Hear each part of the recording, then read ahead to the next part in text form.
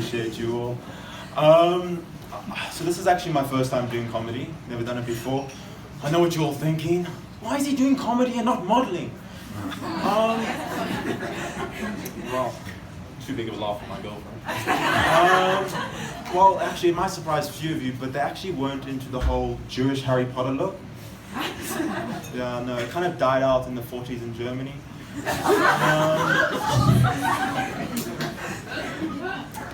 Decided to throw in a Holocaust joke there. But I've actually never had a problem with rejection because I'm so used to it from such a young age. And it's mainly because I was always picked on by two older kids when I was younger. My mom and dad. My dad used to drop me off at school. I say at school, it's more around the corner from school. He wanted me with a cool mom, Snellsy's kid.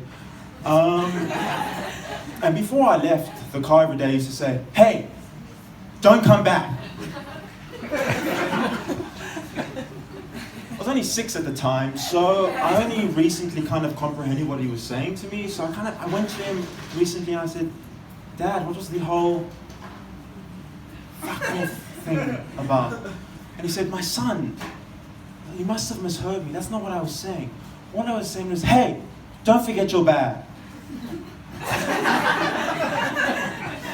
Yeah.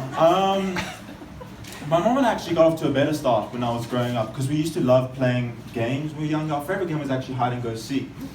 And we used to play it in our flat, at the park.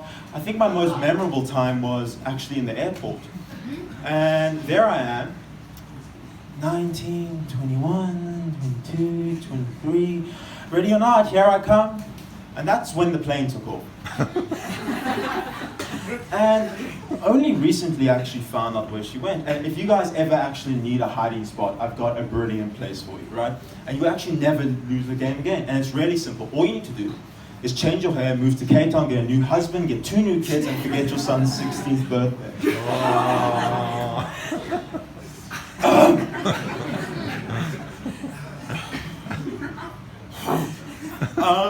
But all jokes aside, my mom's actually very supportive of me. She really is. She's not in tonight. Well, she's in Cape Town. Where she's been for the past 10 years, according to Facebook. I think my biggest worry, other than that, is I've read a lot of studies that you end up marrying your mother, which in my case, I'll just die alone.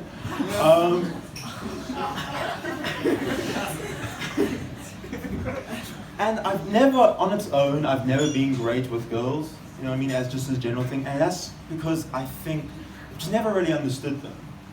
And I just find some girls really weird. And I'm not saying some guys aren't really weird, some guys are really weird. I say some guys, I mean all guys. And I say really weird, I mean really fucking dangerous. Like literally the worst thing that's ever happened in the history of the universe, right? But let's not talk about that. Let's talk about what the white heterosexual male thinks about girls. So I find that every time a girl says something, there's almost a second layer to it. You know what I mean? That every time they ask you something, there's always a catch, right? And I think one of the most common things we've all experienced is the whole on Instagram, "So do you think this girl's pretty?" And unanimously, you all know that the right answer is no. So obviously you go, no. But so, why did you like her photo?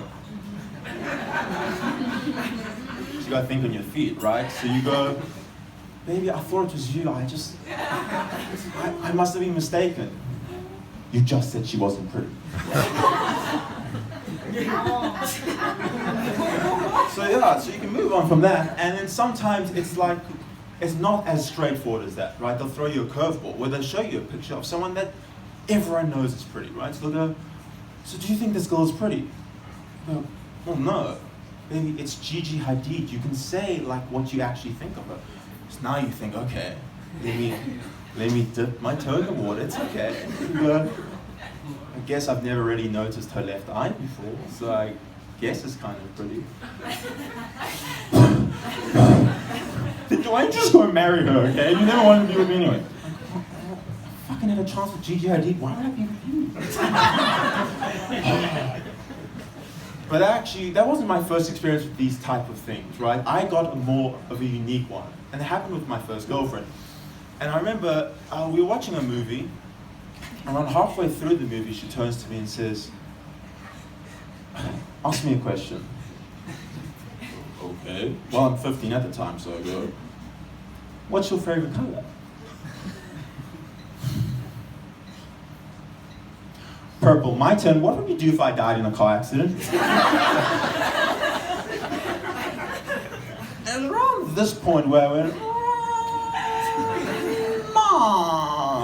because if I'm being perfectly honest, remember I was only 15, I probably couldn't give a shit, right? The only thing I gave a shit about when I was 15 was wanking, right? It's the only thing. It's the only thing I did consistently enough that I formed an emotional attachment to.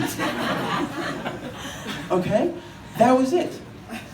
Needless to say, she didn't like my response, and things kind of escalated from there.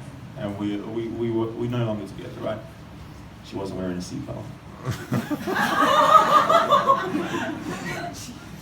I'm only joking, it was a hit and run.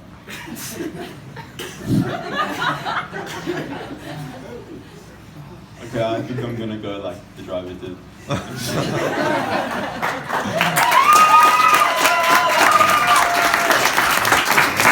Give it up for Daniel Yazbek one more time!